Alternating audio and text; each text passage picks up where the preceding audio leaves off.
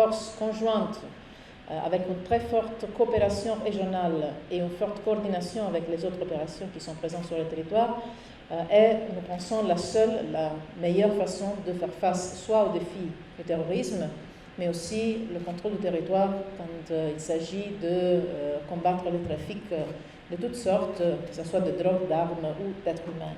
L'Union européenne est clairement aux côtés des pays du G5 en tant que tel, parce que pour nous, la sécurité, la prospérité, le développement du Sahel est un facteur clé de la sécurité, du développement et de la stabilité de l'Europe. On est vraiment partenaires, amis, voisins, frères et sœurs, et ça, pour nous, se traduit dans un engagement concret. C'est pour ça que l'Union européenne, comme premier partenaire du G5 Sahel, peut annoncer aujourd'hui, je suis fière d'annoncer aujourd'hui, une contribution de 50 millions d'euros pour soutenir le déploiement de la force conjointe. Ça va être une contribution qui va arriver vite et qui, j'espère, va montrer la bonne direction aussi aux autres partenaires du G5 Sahel.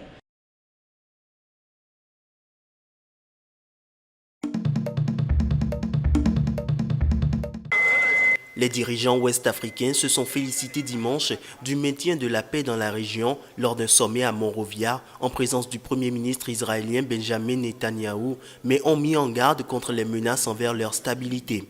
Ellen Johnson-Sirleaf, présidente sortante de la CEDEAO, a salué la contribution des forces de l'organisation régionale, dont beaucoup ont fait le sacrifice ultime de leur vie à la restauration de la paix dans son pays, ensanglanté par une terrible guerre civile.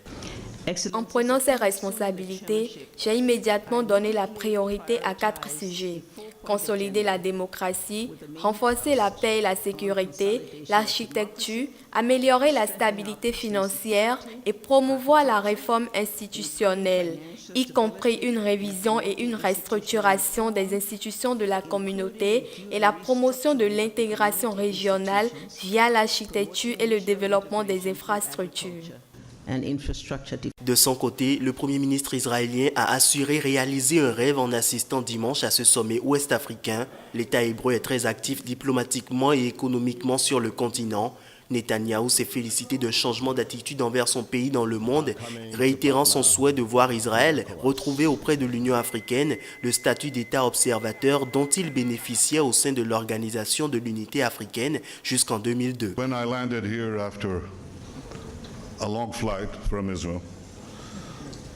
I found that Quand j'ai atterri ici, après un long vol depuis Israël, j'ai découvert qu'une ombre pesait sur cette belle journée. C'est l'ombre du terrorisme qui a tué tant d'innocents africains. Récemment au Niger et au Mali, et ces dernières heures, un autre attentat terrible a ciblé des innocents dans le centre de Londres. Nous condamnons ça. Nous exprimons nos condoléances au peuple britannique et nous nous engageons à lutter contre ce fléau qui ne connaît pas de frontières. we condemn it, we send our condolences to the British people, and we pledge our commitment to fight this scourge that knows no bounds. Le Premier ministre israélien doit revenir dans la région en octobre pour une conférence Afrique-Israël au Togo à laquelle il a invité les dirigeants présents à Monrovia à participer. Le roi du Maroc, Mohamed VI, dont la CEDEAO devait examiner dimanche la demande d'adhésion à l'organisation, a renoncé à assister au sommet en raison de tensions, selon Rabat, dû à l'invitation adressée au Premier ministre israélien. Organisée par l'Union nationale pour l'indépendance totale de l'Angola, la manifestation, l'une des très rares autorisée par le gouvernement, s'est déroulée sous forte escorte policière mais sans incident. Au moins 4000 personnes ont défilé samedi à Luanda à l'appel de l'opposition angolaise pour exiger la transparence des élections générales d'août prochain qui doivent marquer la fin du règne de 38 ans du président José Eduardo dos Santos. Essa marcha significa o repúdio dos angolanos e a sociedade em geral.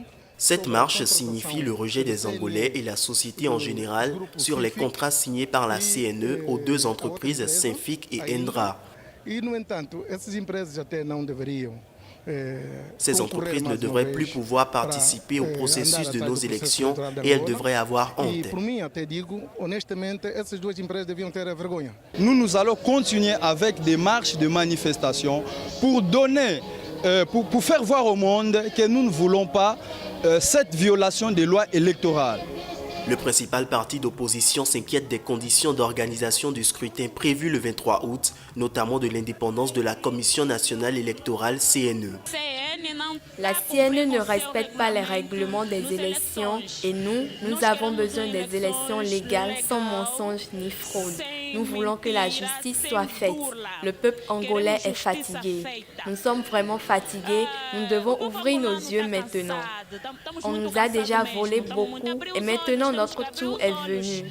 Nous devons nous souvenir de ce que le père de la nation, Jonas Savimbi, disait toujours. Les Angolais doivent passer en premier, en deuxième et en troisième.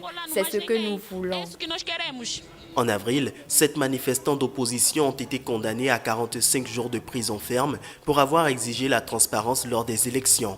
Dos Santos est critiqué par ses adversaires pour avoir mis l'État et l'économie en coupe réglée, notamment en offrant à sa famille et à ses proches la direction de nombreuses entreprises.